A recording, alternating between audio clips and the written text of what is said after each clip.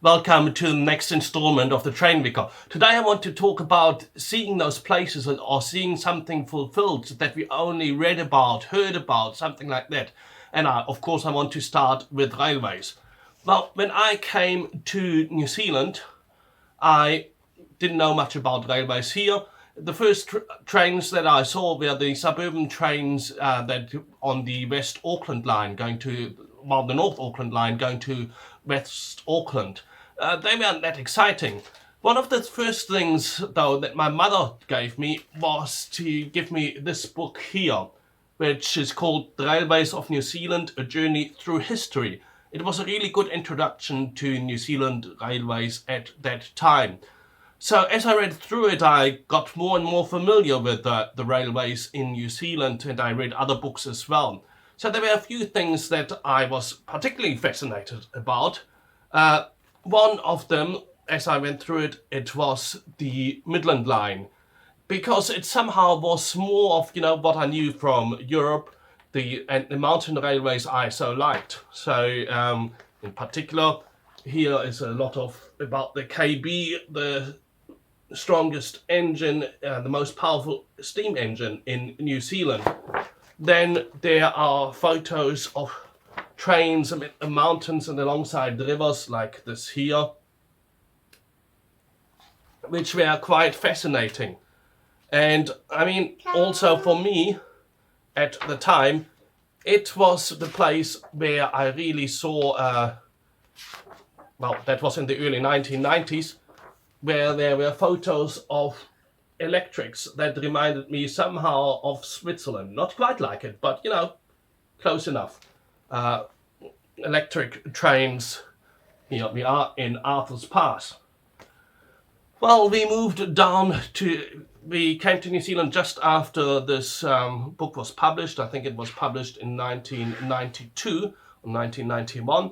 And so that's the time when we came to New Zealand.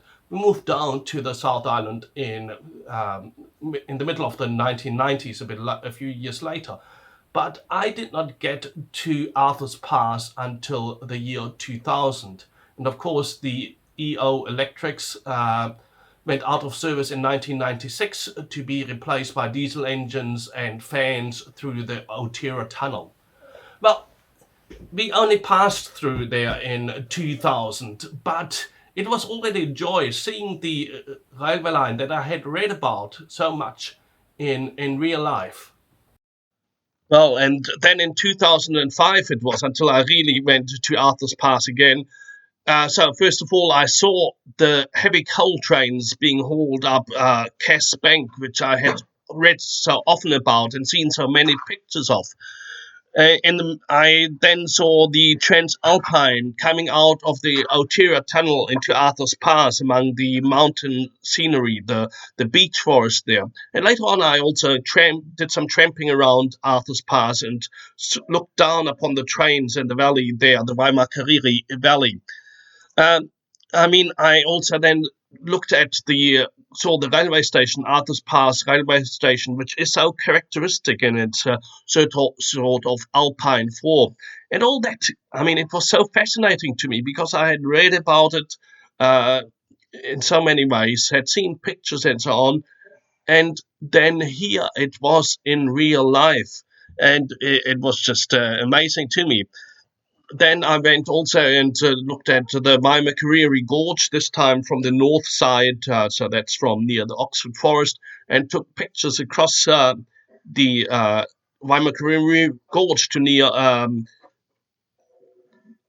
staircase and so on. This was all, suddenly I experienced the world which I had only read about and seen in books. We then went to a family holiday to Arthur's Pass, and here's a video I took of the Transalpine Express going across the bridge just south of Arthur's Pass station.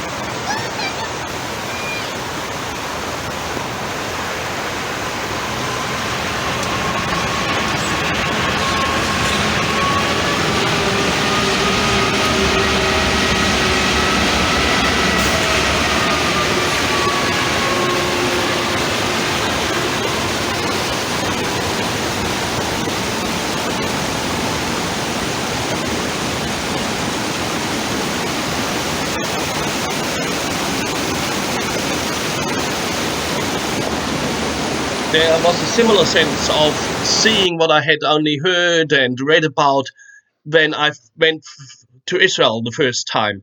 So these are the places I had read about for so long that I, even in the Bible. And then here they were. So when I first went to Lachish, for example, and saw the roadway leading up to the famous gate of Lachish, well, that's probably more for archaeologists. Or even more so when I went to Jerusalem, when I first glimpsed the gleaming domes of Jerusalem, when I first stood near the Western Wall here in Jerusalem. These were places that were just so amazing, and suddenly you saw the realization that it's real, what you had only read and heard about. And I think there is actually a psalm that expresses a similar sense of joy and just realization when the people saw what they had only heard about and read about. So it's Psalm 126. When the Lord brought back the captives to Zion, we were like men who dreamed. Our mouths were filled with laughter, our tongues with songs of joy. Then it was said among the nations, the Lord has done great things for them. The Lord has done great things for us, and we are filled with joy. Restore our fortunes, O Lord. Restore our fortunes, O Lord, like streams in the Negev. Those who sow in tears will reap with songs of joy. He who goes out weeping, carrying seed to sow, will return with songs of joy, carrying sheaves with him. And so it is in a sense also when we experience God who is the fulfillment of all our longings, all our hopes, that while there is sometimes something a little bit frightening, it's also the sense of joy. Yes, God is real. Yes, we have heard and read about God, but now we really feel it. And even more so, it's something that we look forward to at the end of time. And that is expressed, for example, in the hymn "To God Be the Glory." Great things he has taught us, great things he has done, and great our rejoicing through Jesus the Son. But purer and higher and greater will be our wonder, our rapture, when Jesus we see.